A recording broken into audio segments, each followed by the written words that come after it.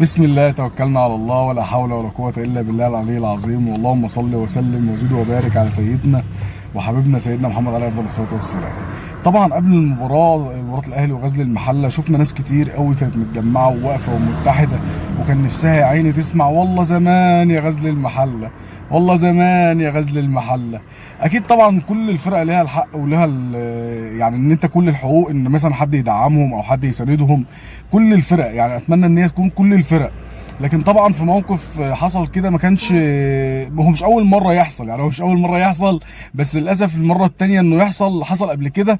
ان كان في وزير الشباب والرياضه كان قاعد مع لاعب بيلعب في نادي معين، وحاول ان هو يقنعه بالتجديد، هو ما اقتنعش ومشي كده كده، بس ما علينا، مش دي القصه. طبعا شفنا الكابتن او الاستاذ احمد احسان دياب لما كان اجتمع برضه مع بابا فاسيليو عشان خاطر يقنعه ان هو يقعد في غزل المحله ويلعب الماتش بتاع النادي الاهلي. وانا حسيت بجد ان غزل المحله داخل في مهمه قوميه. الراجل مثلا المفروض ان انت داخل على مهمه قوميه وما تسيبش نادي غزل المحله، وكنا بنساندك وكنا بندعمك، رئيس الرابطه بيدعمك، رابطه الانديه، المحافظ بيدعمك، الوزير بيدعمك، كل الناس بتدعمك. يلا بقى يا كابتن العب بقى ماتش الاهلي في بطوله افريقيا تقريبا، او في بطوله مثلا عالميه، يمكن انا ما اعرفش بصراحه، انا مش عارف. لكن طبعا كان للاهلي رد اخر خالص. الحمد لله، اللهم لك الحمد. دايما هو ده النادي الاهلي، هو النادي الاهلي ما عندوش مشكله في اي حاجه. دعموا اللي انتوا عايزينه، وقفوا مع اللي انتوا عايزينه، كده كده في الاخر وفي الاول انا عارف انا بعمل ايه وانا عايز ايه من المباراه، وبعمل اللي عليا كنادي اهلي. انا كنادي اهلي مكمل في طريقي، اللهم لك الحمد. النهارده الاهلي كان طبعا ولا احلى ولا اروع. طبعا الشوط الاول كان بالنسبه لي خلاص قتل المباراه. قدرت ان انت في بدايه المباراه، طبعا كولر ما شاء الله عليه قدر ان هو طبعا يفهم بابا فاسيليو، وقدر ان هو يقرا طريقه اللعب بتاعه، وعارف ان هو بيلعب الهجمه من تحت. فريق غزل المحله على فكره فريق محترم جدا، وفريق كويس جدا، وفريق قوي جدا، وان شاء الله اتمنى له والله الاستمراريه. يعني من الفرق اللي انا بحبها فرقه غزل المحله. بس الراجل قدر النهارده يكتفهم، قدر النهارده يلعب لهم الضغط العالي. كان في النهارده ما شاء الله طبعا بدايه من الشناوي اللي ما كانش مركز قوي النهارده، يعني ما كانش في افضل حالاته، بس يحسب له ان هو طلع كلين شيت. بتتكلم على علي معلول، ما شاء الله برضو في حاجات كده بتخليك تنسى اي حاجه. الراجل قدر يفتح لك المباراه النهارده طبعا باسيست ولا احلى ولا اروع. بيرجع بيرسي تاو، الهدف اللي ان شاء الله يفرق مع بيرسي تاو ان شاء الله في الفتره اللي جايه. لما تيجي تتكلم ياسر ابراهيم النهارده كان كويس. النهارده محمد عبد المنعم عودته كويسه. اكرم اكرم ده حكايه، اقسم بالله بسم الله ما شاء الله، يعني اللهم لا حسد. اكرم ده مشكله من مشاكل الزمن، لان اللعيبه اللي اكرم بيلعب عليها دايما بتحس ان بيبقى في عندهم مشكله من اكرم. ودايما بتلاقيهم يعني اللعيبه كانت بتضربه النهارده بدون كوره اللي عارف انت اللي هو الزهق. يا اخي زهقتنا، يا اخي كرهتنا في اللعب، يا اخي سيبنا نعدي. فاكرم ما شاء الله عليه ربنا يحميه. ونص الملعب طبعا ديانج السوليه ما شاء الله عليهم، لا حول ولا قوه الا بالله. الاثنين كانوا فايقين النهارده، كانوا قادرين ان هم ينفذوا الضغط العالي، وكانوا بيقدروا ان هم يساندوا في الهجوم، وكانوا بيقدروا طبعا يساندوا في الدفاع سواء في اليمين او في الشمال. في نص الملعب كانوا النهارده عاملين طبعا اداء ولا احلى ولا اروع. قدام برضو بتتكلم على احمد عبد القادر اخيرا. احمد عبد القادر النهارده قدر ان هو برضو يساهم في الهدف الثاني بالشكل اللي احنا عايزينه واللي احنا دايما بنطالبه بيه. الراجل قدر النهارده ما شاء الله ان هو طبعا قدر يعمل اسيست بمجهود فردي. هو ده اللي احنا عايزينه منك يا عبد القادر، انك لما تيجي يبقى عندك في مهاره استخدم المهاره ديت لصالح الفريق. انت قدرت النهارده تعدي بالمهاره وقدرت تعمل اسيست، الحمد لله حاجه كويسه طبعا. والاسيست طبعا كان لمين بقى؟ البرازيلي واحمر براسه صنبه.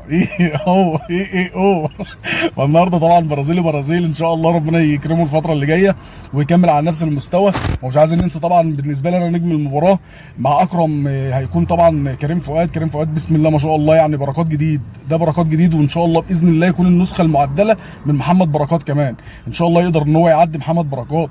وزي ما قلت لكم النهارده اللعب كان عاجبني جدا، خصوصا الشوط الاول. الاهلي كان ماسك كوره، كان مستحوذ، كان عنده الضغط العالي، كان عنده بيلعب في المساحات، بيقدر ان هو يستخلص الكوره بسرعه، بيقدر ان هو يوزع لعب بشكل كويس في الملعب كله من هنا لهنا، يقدر ان هو يجمع لعب في منطقه ويحاول ينقل اللعب لجهه ثانيه. النهارده كولر اثبت ان هو طبعا مش اثبت، هو الراجل طبعا معروف ان هو مدرب كبير. عشان كده دايما بقول لكم يا جماعه الراجل ده عايزين نتقبل منه اي حاجه، اي حاجه هو عايزها هو عملها خلاص، هو ليه مطلق الحريه ومطلق الدعم، لان الراجل ده هو عارف هو بيعمل ايه كويس قوي. لازم كنا نسانده. ممكن يكون في شويه نواقص عندنا في النادي الاهلي، ان شاء الله خلاص يناير جاي وباذن الله هيكمل نواقص وهيطلب اللعيبه اللي هو عايزها، مش اللعيبه اللي احنا مثلا كان ممكن نكون جبناها وممكن ما يستفدش بيها او مش عايزها. الراجل قضى فتره كويسه معانا في النادي الاهلي، كل النتائج كلها موفقه بالنسبه لنا، ان شاء الله نتمنى له الاستمراريه، وان شاء الله في يناير هيقدر يجيب النواقص اللي هو محتاجها، مش اللي انا وانت محتاجينها. احنا ممكن نكون عايزين فلان او علان او ترتان، ملوش هو علاقه خالص، هو عايز نواقص معينه عنده هو في دماغه هو في التكتيك بتاعه هو، فكل الدعم ليه هو. واللاعب اللي هيلعبوا النهارده انا موافق، اللاعب اللي هيقعدوا بكره انا موافق. لازم كنا ندعم الراجل بشكل طبعا يكون بشكل مطلق زي ما بيقولوا، وان شاء الله ربنا يكرمه ويوفقه الفتره اللي جايه باذن الله. وزي ما قلت لكم ان شاء الله الاهلي بيعمل اللي هو عايزه، وان شاء الله باذنك يا رب السنه دي هتبقى سنه خير علينا وعلى الاهلاويه كلهم يا رب ان شاء الله.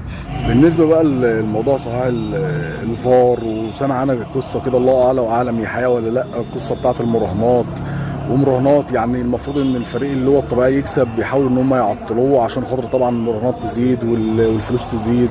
الله اعلم الحاجات دي صح ولا لا، بس استغربت جدا. يعني كان في الكره بتاعت اكرم توفيق الفار لقيته تقريبا بيقولوا ان هو فصل، مش عارف فصل ليه، حد كان بيعمل شاي تقريبا او حاجه فما كانش فاضي ان هو يشغل الفار في اللقطه بتاعت اكرم توفيق.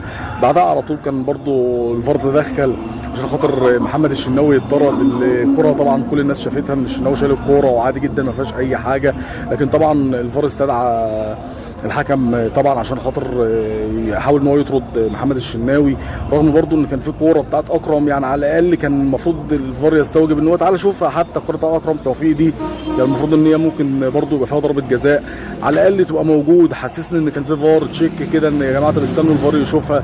لا ما فيش الكلام ده يا باشا، عدى وفات عدى وفات. فما نشوف بقى الايام اللي جايه ده ايه اللي هتمشي ازاي، وعايزين نبقى نركز كويس قوي في النقطه بتاعت المراهنات ديت، لان لو الكلام ده حقيقي